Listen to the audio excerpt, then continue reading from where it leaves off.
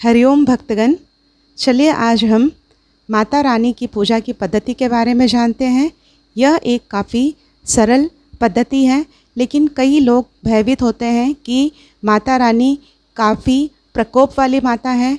अगर हमसे पूजा की पद्धति में कोई गलती हो जाए तो माता का प्रकोप हम पे पड़ेगा, पर ऐसा कभी नहीं होता। माँ कभी भी अपने बच्चों को कष्ट नहीं पहुँचाती। अगर आपसे कोई गलती होती है तो आप बच्चे के रूप में माँ से क्षमा याचना कर सकते हैं। हर एक पूजा के बाद क्षमा याचना की एक विधि होती है। उस विधि के दौरान आप क्षमा याचना कर सकते हैं। अगर भूल से भी कोई हमसे गलती हो जाए तो कभी यह शंका मन में मत रखिए कि माता का प्रकोप हम पे पड़ेगा। चलिए अब देर ना करते हुए हम पद्धति के बारे में जानते हैं।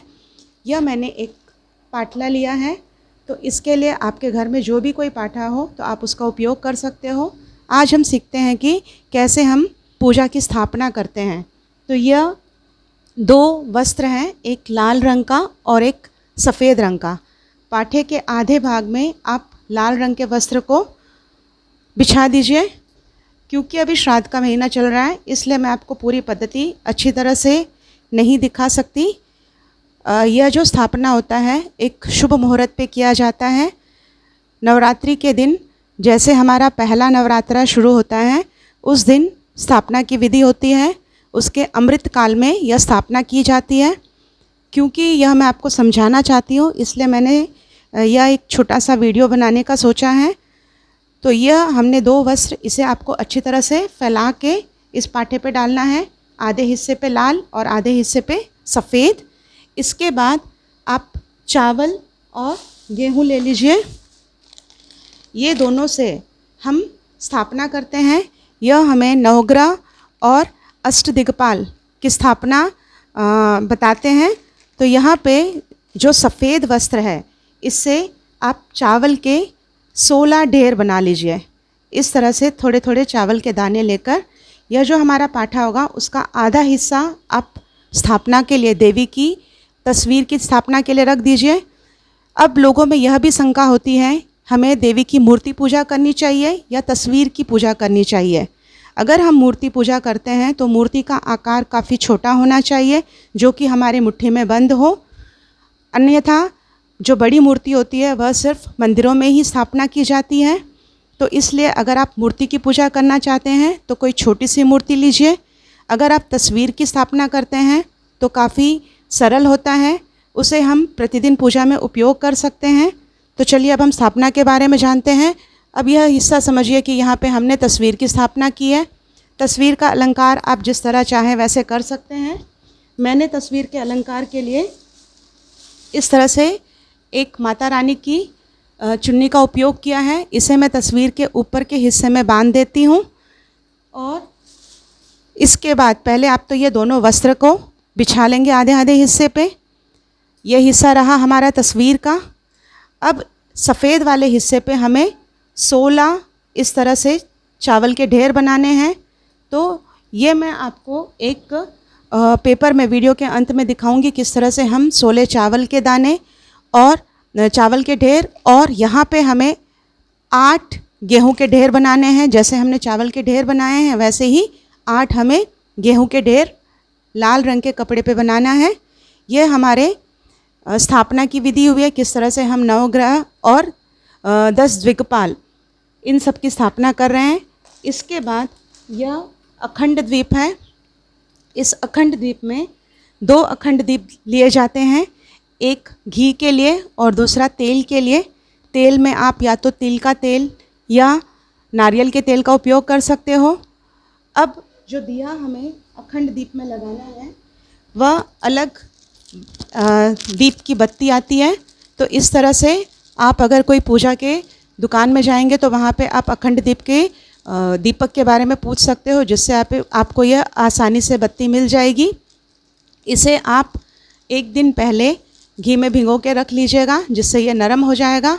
इसे इस तरह से इस जगह से आपको घुमा के यहाँ से आपको इसे डालना है, या फिर आप इसे खोल कर बत्ती को अंदर डाल सकते हो। इसके बाद बत्ती को इसमें आप फिक्स कर दीजिए। इस तरह से हम दोनों दिए का तैयारी कर लेंगे। अब इस दिए को किस तरह से हम सुरक्षित रखें, चलिए उस बारे में जानते हैं। मेरे पास दिए को सुरक्षित रखने के लिए एक कांच का बना हुआ बॉक्स है। यह आपको पूजा के सामग्री के स्थल पर मिल जाएगा। तो इस तरह से ये कांच से चारों तरफ से बंद है, जिसके कारण दीपक को हवा नहीं लगेगा और दीपक के बुझने का भय नहीं रहेगा। अब हम नवरात्रि के समय पे 2 दियों का उपयोग क्यों करते हैं? जैसे कि मैंने कहा, एक घी का दीपक और एक तेल का दीपक जलाया जाता है। कई बार हमें यह भय होता है कि अगर हमने अखंड दीप जलाया और वह 9 दिन तक नहीं रहा तो क्या होगा। इसी कारण से 2 दीपक जलाए जाते हैं। अगर किसी कारणवश एक दीपक बुझ जाए तो दूसरा जलता रहेगा। अखंड दीप मने 9 दिन तक हमने 9 दिन 9 रात हमने दीपक जलाए रखा। यह नहीं कि 2 दीपक जल रहे हैं या एक दीपक का जलना अनिवार्य है। अब यह जो बॉक्स है चारों तरफ से कांच से ढके होने के कारण इसके अंदर हवा नहीं पहुंचेगी और यहाँ पे छिद्र होने के कारण दीपक जो है वो अच्छी तरह से जलता रहेगा। यहाँ पे आगे का हिस्सा खुला हुआ है। इस जगह से हम घी और तेल जैसे कि वह ख़त्म होता है तो हम उसे भर सकते हैं। ये हो गई हमारी दीपक की तैयारी। इसके बाद माता रानी के अलंकार की वस्तुएं ली जाती है। अब माता रानी के अलंकार के लिए श्रृंगार के जो सामान हैं, जैसे कि माता रानी की चुन्नी, एक वस्त्र, इसमें आप या तो लाल रंग की साड़ी का उपयोग कर सकते हो या लाल रंग का कोई वस्त्र, फिर चूड़ियाँ, कंघी, यह हो गया हमारा श्रृंगार के सामान। मेहंदी, ये आप पे निर्भर है श्रृंगार में आप क्या क्या चीज़ें लेना चाहते हैं। तो मैंने ये अलता, मेहंदी, चूड़ियाँ, आईना, यह सब मैंने श्रृंगार के सामान इकट्ठा कर लिए। ये हुआ काजल, नेल पॉलिश और श्रृंगार। तो इस तरह से आप अलंकार की सारी वस्तुएं इकट्ठा कर लीजिए। इसे हम माता रानी की स्थापना के बाद जहाँ पे हम ये पाठा रखते हैं, माता रानी के बस वहाँ पे फ़ोटो के पास में ही हम इन सभी अलंकार की वस्तुओं को अच्छी तरह से अलंकृत कर सकते हैं। इसके बाद जौ का उगाना काफ़ी अनिवार्य होता है। इस पूजा के दौरान यह जौ है, इस जौ को आप 1 दिन पहले पानी में भिगो लीजिए। जैसे कि कल से अगर नौरता शुरू हो रही है तो आज के दिन हम इसे पानी में भिगो लेंगे। पानी में भीगने के कारण इनका अंकुरित होना सरल हो जाएगा। पानी में भिगोने के बाद इस तरह का अगर आप किसी पोटर के शॉप पे जाते हो तो आपको इस तरह का बर्तन मिल जाएगा।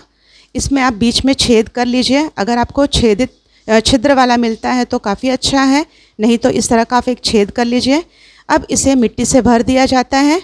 मिट्टी से भरते समय ये जो हमने पानी में भिगो के जौ रखे थे उनको आप अच्छी तरह से इसमें मिला के रख दीजिएगा। कुछ जौ ऊपर की तरफ आप फैला लीजिए। बीच के हिस्से में जौ मत डालिए, क्योंकि बीच के हिस्से में हमें कलश स्थापना की जाती है। तो बीच का हिस्सा हम कलश रखते हैं। तो यहाँ हमने इस चीज़ को मिट्टी से भर दिया है। मिट्टी से भरने के बाद इस हिस्से में हमें कलश रखना होता है। तो आपने बाकी जो चारों तरफ का जो हिस्सा है उसमें भिगोए हुए जौ को फैला लिए और बीच में कलश में अच्छी तरह से पानी भरकर पानी में हल्दी, कुमकुम, अक्षत डाल दीजिए।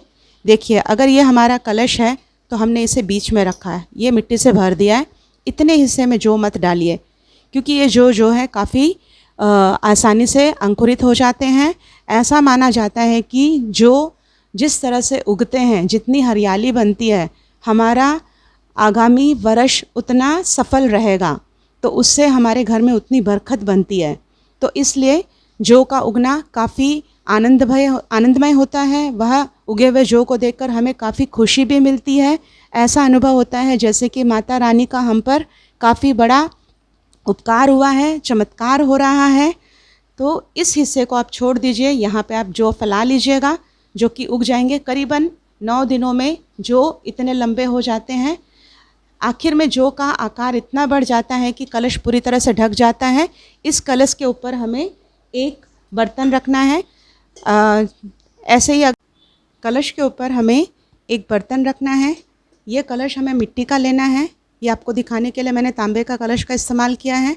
तो आप जब मिट्टी के कलश लेने जाओगे, आपको इस तरह का एक ऊपर का ढक्कन आपको मिल जाएगा। कलश का ही ढकना आप ले लीजिएगा। इसमें चावल भरा जाता है।